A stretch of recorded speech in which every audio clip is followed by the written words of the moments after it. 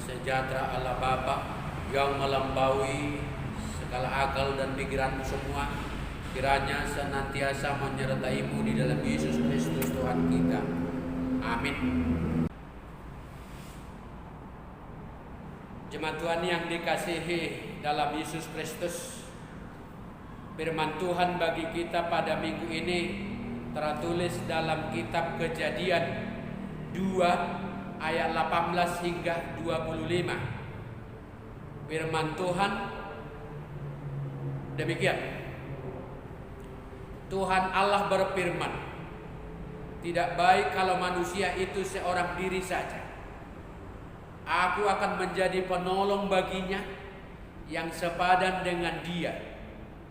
Lalu Tuhan Allah membentuk dari tanah segala binatang hutan dan segala burung di udara. Dibawanya lah semua kepada manusia itu untuk melihat bagaimana ia menamainya. Dan seperti nama itu, nama yang diberikan manusia itu kepada tiap-tiap makhluk yang hidup, demikianlah nantinya nama makhluk itu. Manusia itu memberi nama kepada segala ternak, kepada burung-burung di udara, dan kepada segala binatang hutan. Tetapi baginya sendiri ia tidak menjumpai penolong yang sepadan dengan dia. Lalu Tuhan Allah membuat manusia itu tidur nyenyak. Ketika ia tidur, Tuhan Allah mengambil salah satu rusuk daripadanya, lalu menutup tempat itu dengan daging. Dan dari rusuk yang diambil Tuhan Allah dari manusia itu, dibangunnyalah seorang perempuan, lalu dibawanya kepada manusia itu. Lalu berkatalah manusia itu, inilah dia, tulang dari tulangku dan daging dari dagingku. Ia akan dinamai perempuan, sebab ia diambil dari laki-laki. Sebab itu seorang laki-laki akan meninggalkan ayahnya dan ibunya dan bersatu dengan istrinya, sehingga keduanya menjadi satu daging. Mereka keduanya telanjang, manusia dan istrinya itu, tapi mereka tidak merasa malu. Salam Bapak Ibu saudaraku yang terkasih dalam nama Tuhan Yesus Kristus. Semangat bagi kita, salam sehat selalu. Tentunya banyak di antara kita jemaat Tuhan yang menghadapi kecemasan dan ketakutan, terkhusus karena pengaruh pandemi Corona-19 ini. Semangat, Tuhan Yesus ada bersama kita. Bila ada saudara kita yang mengalami sakit penyakit, dibangkitkanlah semangatmu, disembuhkan penyakitmu. Bapak Ibu saudaraku yang terkasih dalam nama Tuhan Yesus Kristus, manusia adalah makhluk yang paling sempurna dari seluruh ciptaan Tuhan. Manusia berakal budi dan beradab. Tetapi entah kenapa justru dari akal manusia itulah lahir kelemahannya yang mudah tergoda. Tetapi dari pikiran manusia itulah membawa manusia benar-benar jatuh ke dalam dosa. Tuhan tahu akan kelemahan Adam yang begitu lemah, sehingga dia memberikan seorang penolong yang sepadan dengan dia. Seorang yang sepadan. Adam membutuhkan seorang penolong. Allah berfirman, tidak baik. Ketika Allah berfirman tidak baik, ini berkaitan dengan tugas yang telah Allah percayakan di ayat sebelumnya, ayat 15, di mana Allah berfirman kepada Adam untuk mengusahakan dan memelihara Taman Eden, melestarikan alam ciptaan. Ungkapan menunjukkan Adam tidak dapat berjalan atau bekerja hidup sendirian, memenuhi apa yang dikehendaki Tuhan dari dirinya untuk memelihara dan mengusahakan Taman Eden. Dengan memenuhi tujuan Allah dalam dirinya, dia membutuhkan seorang penolong yang sepadan dengan dia. Meskipun ada manusia, dikatakan sisi Siagogo dalam orang Batak, 9 kekuatan katanya. Walaupun dia memiliki kekuatan dan kemampuan luar biasa, tapi dia harus menyadari dia memiliki kelemahan. Takkan mungkin dia mampu menyelesaikan pekerjaannya bila berdasarkan diri dan kekuatannya sendiri. Sehebat apapun dia, takkan mampu menyelesaikan pekerjaannya. Setiap orang Kristen juga telah ditentukan Allah untuk memenuhi satu tujuan yang telah Ia siapkan. Setiap orang percaya yang telah ditebus oleh Kristus telah menjadi miliknya. Itu dikatakan Efesus 2. Sehingga setiap pribadi manusia yang percaya kepada Kristus, maka hanya Kristuslah yang berhak mengatur seluruh perjalanan hidupnya dan mengarahkannya kepada tujuan yang dikehendaki oleh Tuhan pada dirinya. Tujuan Allah bagi kita mungkin beraneka ragam, tetapi fokusnya hanya satu, yaitu jadilah manusia menjadi saksi Kristus. Jadi saksi Kristus. Karena keterbatasan kekuatan dan kemampuan kita, maka Tuhan memberikan kekuatan dan pikiran agar mampu mengelola segala usahanya, termasuk memberikan penolong yang sepadan. Agar mampu mengelola segala usahanya. Setiap manusia membutuhkan dan merindukan penolong untuk menambahkan kekuatan kita, karena terkadang kita terpengaruh dengan rasa lelah dan lesu. Di samping sebagai makhluk sosial, tentunya manusia tetap membutuhkan pertolongan. Jangan salah, walaupun ada penolong bukan berarti seorang pembantu seperti yang dikatakan zaman sekarang yang bekerja membantu di rumah kita masing-masing. Yang bila ada pekerjaan semua ditimpakan kepada pembantu, sehingga kita bertindak sewenang-wenang memerintah bahwasanya pekerjaan rumah dilimpahkan kepadanya. Sebetulnya bagaimana sebaiknya mengupayakan bahwa setiap orang penolong menghargai apa yang diembankan Tuhan baginya, dan sebaliknya setiap orang yang mendapatkan penolong baginya mampu menghargai bahwa itu juga adalah berkat Tuhan. Harus kita pahami pula bahwa orang yang bersedia menjadi penolong, yang bersedia menolong kita, bersedia menjadi teman hidup kita, tanda kutip, mari kita anggap itu adalah berkat Tuhan yang luar biasa. Ya, sebelum corona muncul, tidak susahlah mencari pembantu.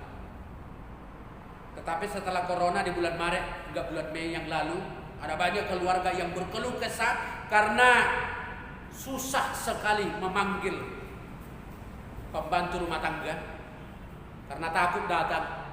Dan kita juga takut nanti pembantu itu membawa virus ke rumah kita. Tetapi dengan adanya, kadang-kala memang ada baiknya juga dengan ketidakhadiran pembantu di rumah tangga kita. Apa itu? Jangan tanggapi negatif. Sisi positifnya, akibat kurangnya pembantu dalam rumah tangga, terpaksa atau tidak, si suami dan istri bisa saling membantu. Mencuci piring, menyapu, membersihkan rumah, menggosok, memasak, mengurus anak. Iya. Kalau pembantu ada, maka pekerjaan di rumah itu begitu ringan, seperti biasa. Nyatalah kerjasama yang baik itu dalam rumah tangga, ya. Si suami yang selama ini tidak pernah masak, tidak pernah mencuci piring, tidak pernah mencuci kain, karena pembantu tidak ada, terpaksa harus dilakukan demi selesainya pekerjaan di rumah. Karena istrinya juga harus kerja. Begitu juga sebaliknya, si istri pun belum pernah memasak misalnya, dan juga menyetrika kain anak dan suaminya, sekarang wajib dilakukannya. Jelas sekali nampak kerjasama karena pembantu tidak ada. Walaupun tidak semua. Tak bodoh nama ngulu ya kan. Semua bisa menjadi new normal. Keterbatasan kita membuktikan bahwa kita memiliki kekurangan dalam diri kita, dan kekurangan itu perlu diisi oleh semua orang percaya untuk bersama-sama melaksanakannya, yaitu tugas mulia dari Tuhan untuk memelihara alam ciptaan ini. Oleh karena itu Allah berfirman, aku akan menjadikan penolong baginya. Kata penolong di sini berarti Allah melakukan bagi mereka apa yang tidak mungkin atau tidak dapat mereka lakukan untuk diri mereka sendiri. Maka konteks Kejadian 2:18 ini sangat menjelaskan. Maka orang yang menjadi penolong bagi Adam itu adalah orang yang mampu menyediakan apa yang kurang pada Adam. Dan Adam juga harus menyadari banyak sekali kekurangannya, banyak sekali kelemahannya yang hanya bisa diberikan oleh penolongnya.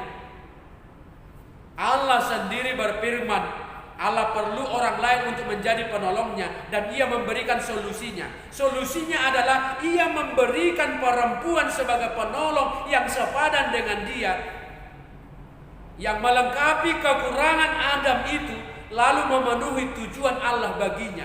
Dan melalui perempuan itu Allah mewujud nyatakan pekerjaannya kepada laki-laki. Lalu kita sebagai orang percaya kadang tidak menyadari bahwa kita perlu dan membutuhkan sekali adanya penolong, apalagi penolong yang sepadan. Atau sebaliknya, kadangkala kita tidak perlu menolong orang lain, sehingga bila ada orang lain yang merasa sedih, merasa berduka, merasa ada perlu dukungan, dia merasa seperti pakis yang kesepian, yang tinggal sendiri, sama tadi yang nabi doang. Kita sebagai orang percaya, bagaimanapun hebat kita, bagaimanapun keadaan kita, membutuhkan ada penolong untuk melengkapi kekurangan kita, untuk menggenapkan tujuan Allah. Kita harus mengakui bahwa seringkali sikap kita seolah-olah tidak membutuhkan teman, tidak membutuhkan sahabat untuk menolong kita. Semisal untuk melancarkan usaha kerja kita. Manusia seperti ini yang kita sebut dengan gengsi. Itu apa gengsi-gengsian? Yang lebih fatal lagi adalah egois. Secara umum kita mengakui bahwa kita perlu orang lain, bukan hal mudah. Tidak gampang memang membutuhkan orang lain. Mengapa? Karena kita masih gengsi, di mana kita merasa sudah banyak tahu dan lebih pintar dan lebih bisa dari dia.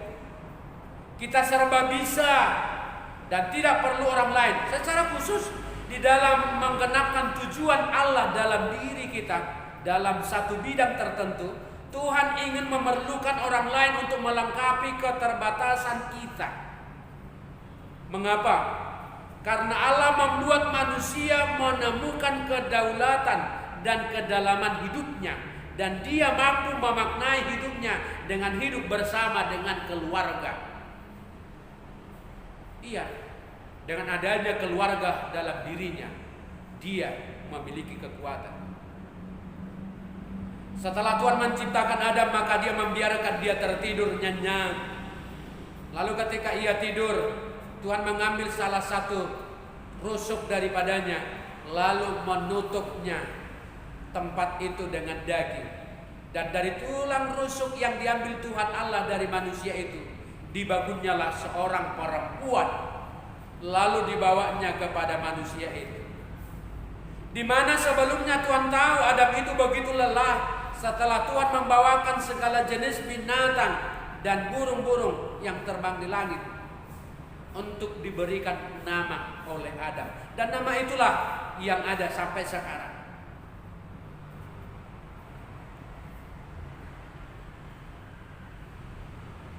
Tuhan Allah berfirman, aku menjadikan penolong baginya yang sepadan dengan dia. Jelas yang mau ditekankan adalah menjadikan seorang penolong yang sepadan dengan dia, bukan pembantu. Allah memberikannya seorang perempuan untuk menolongnya yang sepadan dengan dia dalam setiap pekerjaannya yang merupakan tugas dari Tuhan Sang Pencipta. Sekali lagi bukan dalam artian pembantu rumah tangga, tetapi adalah teman bagi hidupnya, berbagi rasa suka dan duka.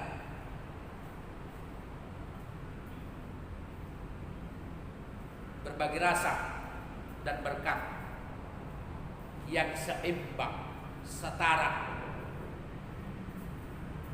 Bukan untuk diperintah secara sewenang-wenang, melainkan adalah teman hidup layaknya suami istri. Bila ada kerjasama yang baik dan saling memahami, semuanya pekerjaan dilakukan apalagi dengan tulus hati, maka pekerjaan itu akan selesai cepat dan ringan. Untung-untungnya hasilnya sukses.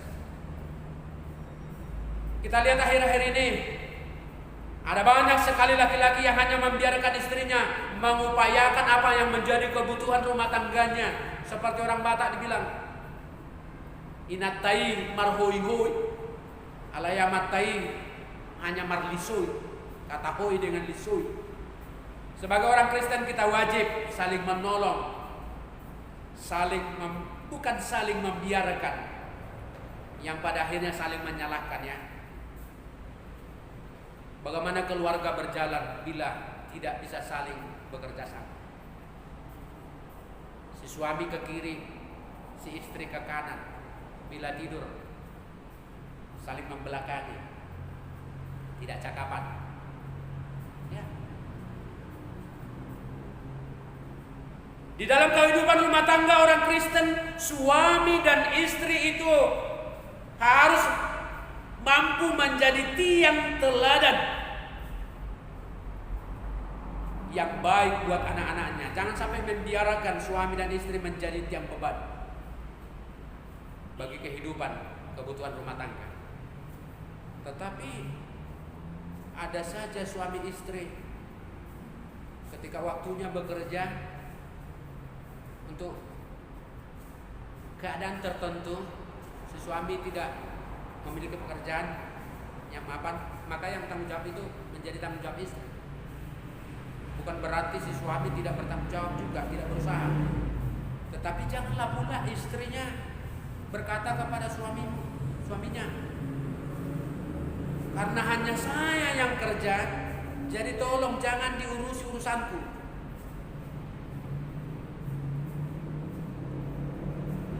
Kamu makan, ambil nasimu sendiri, masak nasimu sendiri. Di sini bukan ada uangmu. Si istri merepet terus. Gak di halaman, gak di kamar, di dapur, lidahnya gak bisa berhenti untuk merepet terus. Gak bekerja, gak malam, gak siang, gak pagi, gak sore, semua tempat merepetnya. Mungkin andai pun nanti mati dia di lubang kubur, para hantu-hantu di kubur itu katanya kalau ada hantu yang sudah bertahun-tahun tinggal di tempat itu akan lari karena bosan dan jenuh mendengar repetan daripada si istri yang menikah. Ada juga si suami berkata, aku lebih banyak mencari uang, maka terserah akulah mengatur keluarga ini. Itu keluargaku, anakku, istriku kok. Semua harus tunduk kepadaku. Roa. Jangan sampai terjadi. Tuhan telah memberikan tugas masing-masing untuk dikerjakan, bukan untuk sesuka hati, melainkan sebagai tanggung jawab sebagai manusia untuk mengupayakan segala kebutuhan hidupnya dari alam ciptaan ini. Keadaan yang baik itu hanya bisa ditemukan hanya dengan sikap saling menolong. Manusia adalah makhluk sosial yang butuh sahabat, yang butuh teman hidup. Pertanyaan kita, mengapa Tuhan mengambil Hawa dari salah satu tulang rusuknya? Mengapa bukan dari bahan yang lain seperti Adam dari debu tanah? Mengapa bukan dari kaki atau dari kepalanya? Jawabannya adalah perempuan yang menjadi penolong itu yang juga diharapkan adalah yang sepadan, yang selebel. adalah orang-orang yang benar sehati atau sepadan, bahkan seperasaan dengan suaminya. Ketika pahit, ketika manis, ketika susah, ada perasaan.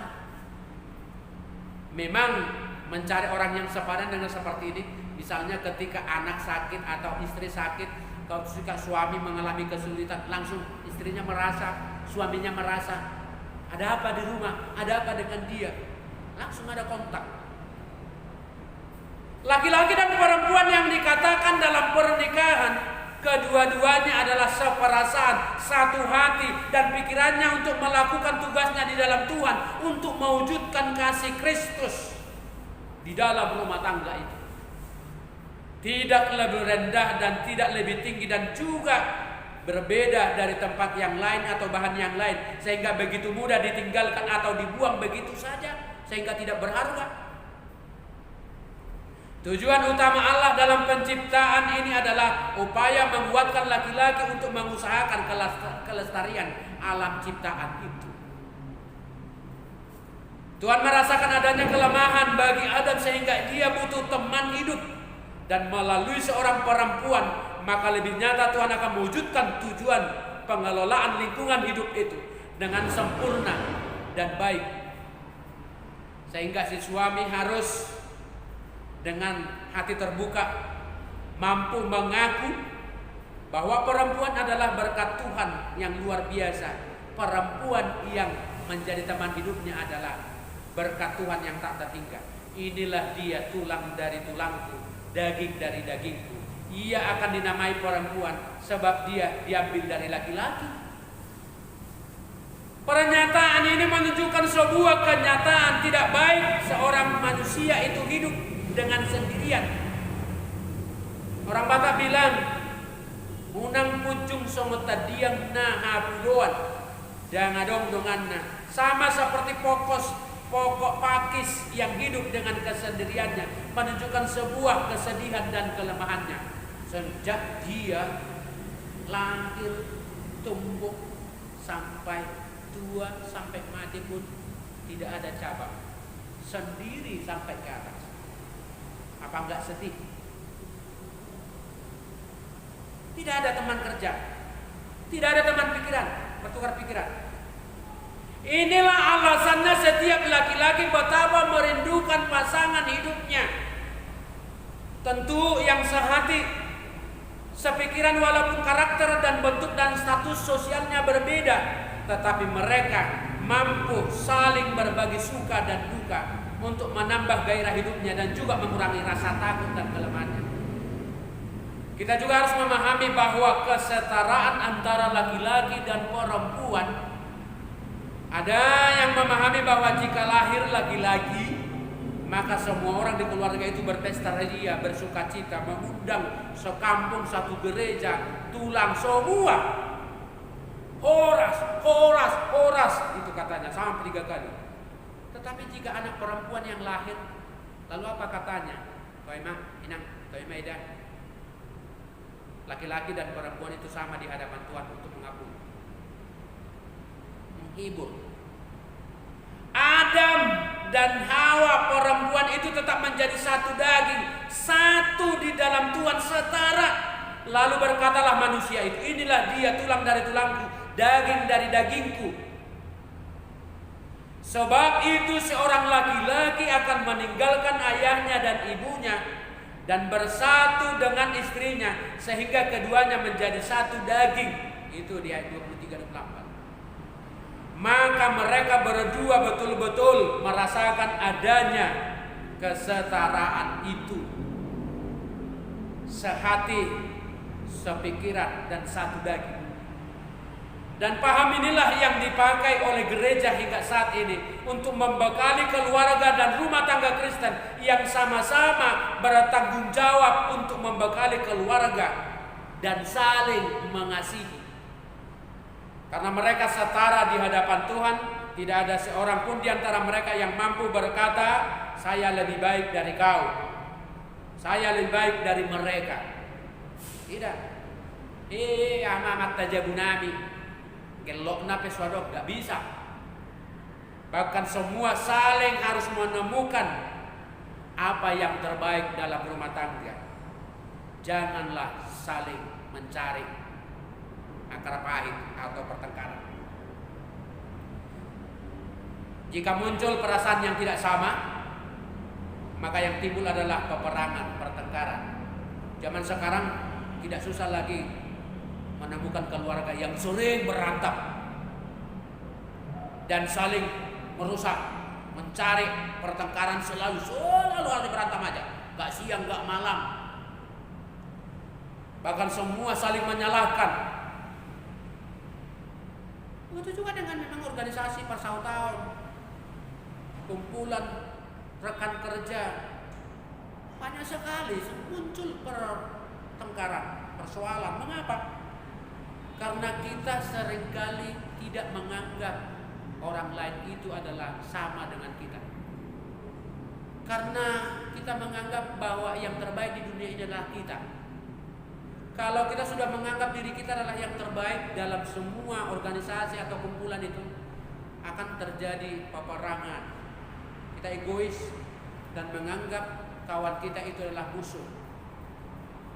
Jangan pernah menganggap orang lain itu adalah musuh. Anggaplah dia menjadi sahabat dan penolong bagi kita. Semua menjadi kecil, semua menjadi musuh kita. Kalau itu sudah terjadi dalam hidup keluarga, apapun itu, kesusahan akan muncul. Hilangnya kasih dan hilangnya kesetaraan itulah yang menyebabkan hilangnya keseimbangan dan keadilan. Tentunya kita harus pahami bahwa kita sederajat, sama, setara di hadapan Tuhan. Marilah merenungkan dalam Galatia 6 ayat 22, Bapak Ibu, apa? Bertolong-tolonganlah menanggung bebanmu. Demikianlah kamu memenuhi hukum Kristus. Saling menolonglah di dalam menanggung beban supaya kamu menaati hukum Kristus, kan dia. Kita semua diberikan Tuhan tanggung jawab hidup, bekerja untuk hidup, memelihara alam ini. Tentunya tugas itu sangat berbeda dengan setiap orang. Kemampuan kita masing-masing berbeda, gaya, kebiasaan hidup, sosial budaya kita berbeda. Maka pekerjaan kita juga berbeda sesuai dengan pemberian anugerah Tuhan atau kemampuan yang berbeda itu. Kita dituntut bukan hanya melakukan pekerjaannya, tetapi juga adalah hidup berbagi. Lalu bagaimana dengan keluarga kita dan juga dalam gereja sebagai organisasi?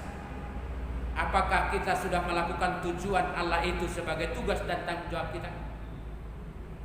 Apakah kita masih menjadi awal daripada perbedaan itu?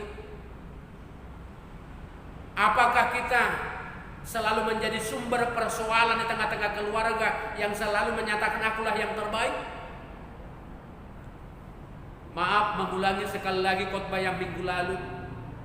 Walaupun dia miskin, walaupun itu keadaannya buruk, itu tetap tulangku, itu adalah sahabatku, itu adalah anak buruku, itu adalah anakku, itu adalah istriku. Apakah perempuan sudah mampu menunjukkan dirinya sebagai penolong untuk memajukan pelayanan tengah-tengah keluarga, termasuk juga pelayanan di gereja? Bagaimana dengan gereja HKI? Untuk HKI sih ya, karena kebanyakan memang gereja diisi oleh mayoritas perempuan. Bahkan ada gereja yang saya tahu, kenal betul sampai sekarang, walaupun sampai setengah tahun gak ada laki-laki yang muncul di gereja itu, ibadah tetap berjalan. Memang itu HKI. Kelompok mayoritas adalah perempuan. Baik dalam pujian maupun pelayanan lainnya, perempuan. Bahkan tak salah ada gereja kita yang dikatakan seperti itu adalah gereja para janda katanya ya. Laki-laki sedikit.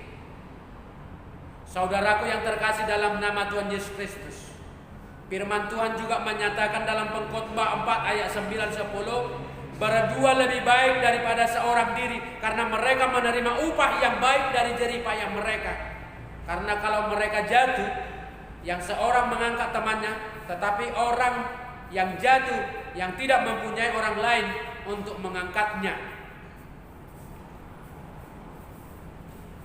Bagaimana dengan kita?